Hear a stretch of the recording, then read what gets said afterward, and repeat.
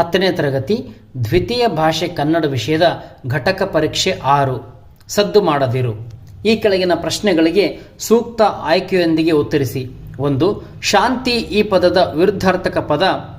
A ಸದ್ದು, B ಸದ್ದು, C ಅಶಾಂತಿ, ಡಿ ಗುಡುಗು. ಉತ್ತರ ಸಿ ಅಶಾಂತಿ. 2. ಮನೆಯನ್ನು ಈ ಪದದಲ್ಲಿರುವಂಥ ವಿಭಕ್ತಿಯ ಪ್ರತ್ಯಯ.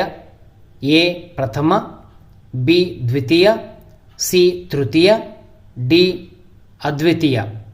ಉತ್ತರ ಬಿ ದ್ವಿತೀಯ ವಿಭಕ್ತಿಯಾಗಿದೆ. 11. ಈ ಕೆಳಗಿನ ಪ್ರಶ್ನೆಗಳಿಗೆ ಒಂದು ವಾಕ್ಯದಲ್ಲಿ ಉತ್ತರಿಸಿರಿ. 3. ತಿಮಿರಕ್ಕೆ ವೈರಿ ಯಾವುದು? ಉತ್ತರ ತಿಮಿರ ಅಂದರೆ ಕತ್ತಲು, ಆ ಕತ್ತಲೆಗೆ ವೈರಿ ದೀಪ ಅಥವಾ ಬೆಳಕು. 4. ಕವಿ ಮಾನವನ ಬದುಕನ್ನು ಇಬ್ಬನಿಯಂತೆ ಇರಬೇಕೆಂದು ಏಕೆ ಬಯಸುತ್ತಾರೆ?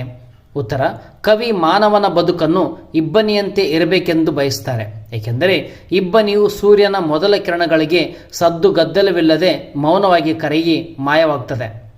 5. ನಮ್ಮ ಕರ್ತವ್ಯಗಳನ್ನು ಹೇಗೆ ಮುಗಿಸಬೇಕೆಂದು ಕವಿ ಹೇಳಿದ್ದಾರೆ? ಉತ್ತರ ತಮ್ಮ ಕರ್ತವ್ಯಗಳನ್ನು ಶಾಂತ ರೀತಿಯಲ್ಲಿ ಸದ್ದುಗದ್ದಲವಿಲ್ಲದೆ ಮಾಡಿ ಮುಗಿಸಬೇಕು ಎಂದು ಹೇಳಿದ್ದಾರೆ. 6. ಸದ್ದು ಮಾಡದಿರು ಕವಿತೆಯ ಆಕರ ಕೃತಿ ಯಾವುದು?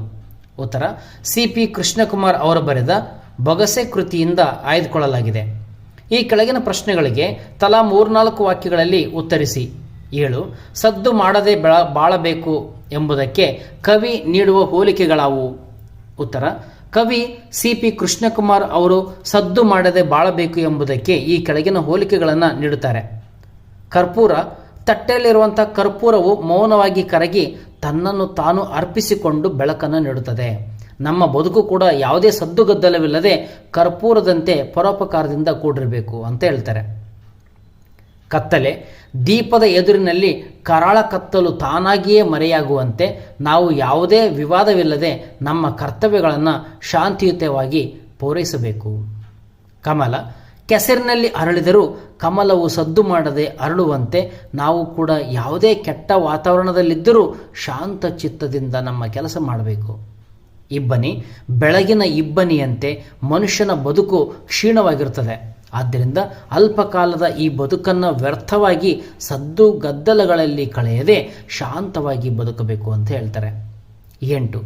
ಮಾನವನ ಬದುಕು ಕರ್ಪೂರದಂತೆ ಇರಬೇಕು ಏಕೆ? ಉತ್ತರ ಮಾನವನ ಬದುಕು ಕರ್ಪೂರದಂತೆ ಇರಬೇಕು ಏಕೆಂದರೆ ತಟ್ಟೆಯಲ್ಲಿರುವಂಥ ಕರ್ಪೂರವು ಮೌನವಾಗಿ ಕರಗಿ ತನ್ನನ್ನು ತಾನು ಅರ್ಪಿಸಿಕೊಂಡು ಬೆಳಕನ್ನು ನೀಡುತ್ತದೆ. ನಮ್ಮ ಬದುಕು ಕೂಡ ಯಾವುದೇ ಸದ್ದುಗದ್ದಲವಿಲ್ಲದೆ ಕರ್ಪೂರದಂತೆ ಪರೋಪಕಾರದಿಂದ ಕೂಡಿರಬೇಕು ಅಂತ ಹೇಳ್ತಾರೆ. ಸಂದರ್ಭದೊಡನೆ ವಿವರಿಸಿ. 9. ಶಾಂತಿಯಲ್ಲಿ ಬದುಕಿ ನೀ ಕರ್ತವ್ಯವನ್ನು ಮುಗಿಸು. ಉತ್ತರ ಈ ವಾಕ್ಯದಲ್ಲಿ ಕವಿ ನಮ್ಮ ದಿನನಿತ್ಯ ಕಾರ್ಯಗಳನ್ನು ಕರ್ತವ್ಯಗಳನ್ನು ಮಾಡಬೇಕಾದ ಆತ ಶಾಂತಿಯುಳ್ಳ ಮನಸ್ಸಿನೊಂದಿಗೆ ಮಾಡಬೇಕು ಎಂದು ಹೇಳ್ತಾರೆ. ಬೇಸರ, ಆತಂಕ ಅಥವಾ ಬೇಗನೆ ಮಾಡುವುದು ಎಂಬ ಉದ್ದೇಶದಿಂದ ಕರ್ತವ್ಯ ಮುಗಿಸುವುದರಿಂದ ಉತ್ತಮ ಫಲಗಳು ಬರಲಾರವು.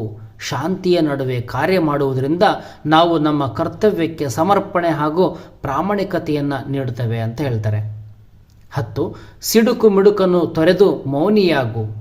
ಉತ್ತರ ಇಲ್ಲಿ ಸಿಡುಕು ಮಿಡುಕನ್ನು ಅರ್ಥ ಇಲ್ಲದ ಶಬ್ದಗಳು, ಅಲೆಚ್ಚಲು, ಗದ್ದಲವನ್ನು ಸೂಚಿಸುತ್ತದೆ. ಕವಿ ನಮಗೆ ಸಲಹೆ ನೀಡುತ್ತಾರೆ, ಈ ಗದ್ದಲಗಳನ್ನು ಬಿಡಿ ಮತ್ತು ಮನಸ್ಸನ್ನು ಮೌನದಲ್ಲಿಟ್ಟು ಶಾಂತಿಯಿಂದ ಜೀವನವನ್ನು ನಡೆಸುವಂತ. ಇದರಿಂದ ನಮ್ಮ ಜೀವನದ ಅರ್ಥವೂ ಹೆಚ್ಚಾಗ್ತದೆ ಮತ್ತು ವ್ಯಕ್ತಿತ್ವವು ಮೆರೆಯುತ್ತದೆ. ಈ ಕೆಳಗಿನ ಮಾಹಿತಿಯನ್ನು ಆಧರಿಸಿ ಒಂದು ಪತ್ರ ಬರೆಯಿರಿ. ನಿಮ್ಮನ್ನು ಚಿಕ್ಕಮಗಳೂರಿನ ರಮೇಶ ಎಂದು ಭಾವಿಸಿಕೊಂಡು ನಿಮ್ಮ ಊರಿನ ರಾಜಬೀದಿಗೆ ಬೀದಿ ದೀಪಗಳ ಸೌಲಭ್ಯ ಒದಗಿಸಿಕೊಳ್ಳುವಂತೆ ಕೋರಿ ನಿಮ್ಮ ಜಿಲ್ಲೆಯ ಜಿಲ್ಲಾಧಿಕಾರಿಗಳಿಗೆ ಒಂದು ಮನವಿ ಪತ್ರವನ್ನು ಬರೆಯಿರಿ. ಉತ್ತರ ನಾನು ಈಗಾಗಲೇ ಈ ರೀತಿಯ ವಿಡಿಯೋಗಳನ್ನು ಮಾಡಿದ್ದೇನೆ. ಆ ವಿಡಿಯೋಗಳನ್ನು ಸರ್ಚ್ ಮಾಡಿ ನೋಡಿ, ನನ್ನ ಯೂಟ್ಯೂಬ್ ಚಾನಲಲ್ಲಿದೆ. ಧನ್ಯವಾದಗಳು.